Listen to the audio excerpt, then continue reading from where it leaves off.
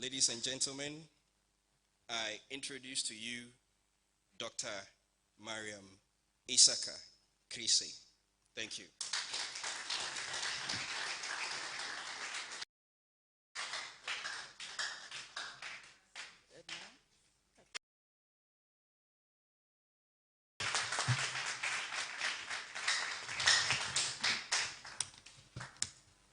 Okay, good evening, Your Excellency, our presidential candidate, Nana Kwame Bediako, honorable members of the new force, distinguished guests, fellow citizens and friends. Assalamu alaikum wa rahmatullahi wa barakatuh. I stand before you today with profound humility, immense gratitude, and a strong sense of duty as I accept the nomination as the vice presidential candidate of the new force for the upcoming elections. This nomination is more than just an honor. It is a responsibility I accept on behalf of all Ghanaians who are yearning for real change, for a future built on hope, and for a leadership that works for all. To our presidential candidate, Nana Kwame Bediako, I want to express my deepest appreciation for your confidence in me. Your leadership, bold vision, and passion for the future of our country are truly inspiring, and I'm deeply honored to join you on this journey. Together, we will embark on a journey of transformation, and I'm humbled to stand by your side as we bring forth the change our people desperately need. To the members of the new force, I'm honored to be part of this movement. You represent the collective will of Ghanaians seeking new leadership, one that can deliver real results and not just promises. This nomination is not just about me, who stands before you. It is about the collective mission we have embraced to bring transformation to our nation. It is about a shared mission to restore hope, rebuild our economy, and renew our nation. Fellow Ghanaians, we find ourselves at a critical point in our nation's economy and history. Our economy remains fragile. The Ghanaian cedi continues to depreciate and has lost more than 50% of its value against major international currencies in recent years, fueling inflation, draining our foreign reserves, and further compounding the economic crisis. Today, Ghanaians are struggling to make ends meet, as prices of everyday goods have skyrocketed and businesses are grappling with higher costs and fewer opportunities. We cannot talk about the state of our economy without addressing the government's inability to manage public finances effectively. Fiscal deficits continue to widen, driven by excessive public spending and inadequate revenue generation. Ghana's tax to GDP ratio remains far below the regional average, a clear sign of weak fiscal governance. Corruption and poor fiscal management have become the norm, allowing for the accumulation of arrears even while efforts to clear previous ones falter. Today, our debt to GDP ratio has skyrocketed to over 70%, putting immense pressure on our future and that of generations to come. All these have culminated to investors and our poor pensioners being subjected to the domestic debt exchange program to restructure 137 billion Ghana cedis of domestic debt, which has done more harm than good. Fiscal uncertainty, loss of confidence in the government, our capital markets, and the banking sector. The Bank of Ghana has been forced to raise interest rates to 27% as inflation continues to spiral out of control. Inflation has consistently exceeded the central bank's target range of 6% to 10% and is eroding the livelihoods of everyday Ghanaians. Utility prices are rising, businesses are struggling, and citizens are losing hope. The high interest rates are not a solution, but a symptom of deeper, unresolved economic challenges. Many of our fellow citizens are grappling with unemployment, inadequate health care, and a lack of access to quality education. And yet, in the face of these dire circumstances, the government has relied excessively on external contributions for reform initiatives.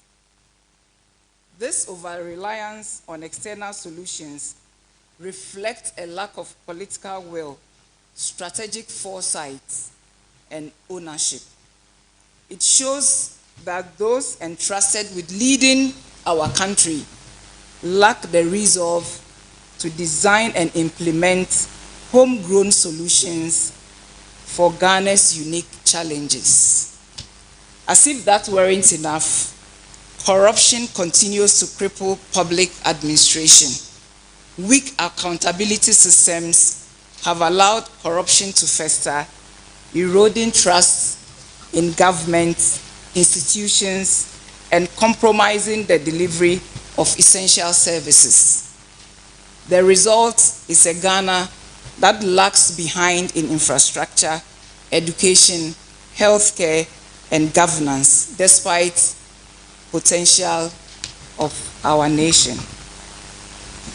In the energy sector, which is vital to our economic growth, crisis remains. It requires significant financial support to remain functional, posing another fiscal risk. The government's inability to reform the sector has resulted in inefficiencies and a dangerous over-reliance on government funding. Without comprehensive reforms, the energy crisis will continue to hold back our economic potential.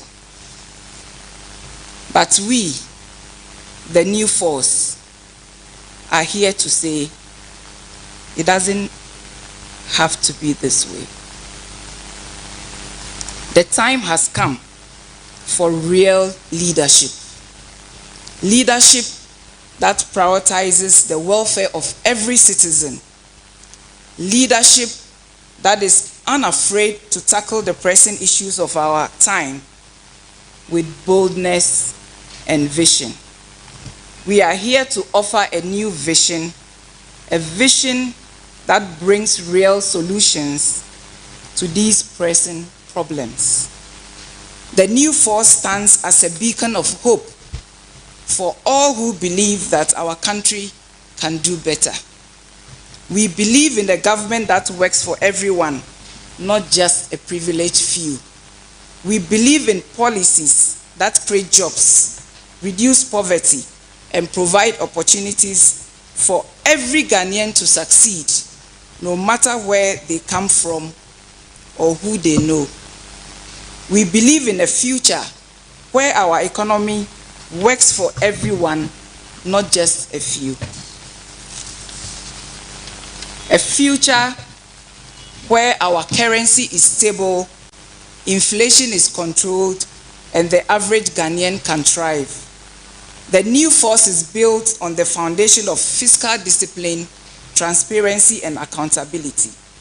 We believe in a government that manages its finances responsibly, creates jobs, and delivers the basic services our people need. We are committed to an agenda of inclusive growth, social justice, and national development that leaves no one behind. We will focus on ensuring that Ghana's resources are managed effectively and for the benefit of our people. Fellow citizens, this election is not just about who will lead, it is about the future of our nation. It is about choosing between the old ways of doing things which have not delivered for the majority of our people and a new forward-looking vision that seeks to uplift every Ghanaian. The new force offers a path to prosperity, not through promises alone, but through real action, accountability, and innovation. As your vice presidential candidate, I'm deeply committed to working alongside our presidential candidate, Kwame Bediako, to deliver on our vision. We will focus on empowering our youth by creating jobs and fostering entrepreneurship. We will transform our education to give every child a chance to succeed. We will invest in healthcare so that no one has to choose between their health and their livelihood. We will ensure that every citizen feels the positive impact of our policies in their daily lives. But this is not a task we cannot accomplish alone. We need every Ghanaian to stand with us, to believe in the possibility of a better future, and to work together to achieve it. This is our moment to come together as one people, united by the desire for change, to build a nation where every dream can flourish. My fellow Ghanaians, I say this: your voice matters, your future matters, and the power to reshape that future lies in your hands. The new force is here for you, with a vision that speaks to your hopes and addresses your needs. Together, we can create a Ghana where opportunities are abundant, where hard work is rewarded, and where no one is left behind. In accepting this nomination, I reaffirm my commitment to serve the people of our country with integrity, dedication, and a focus on results. I stand ready to do the hard work that lies ahead, and I know that the collective will of the people, we can achieve greatness for our nation. Thank you, and God bless our homeland, Ghana.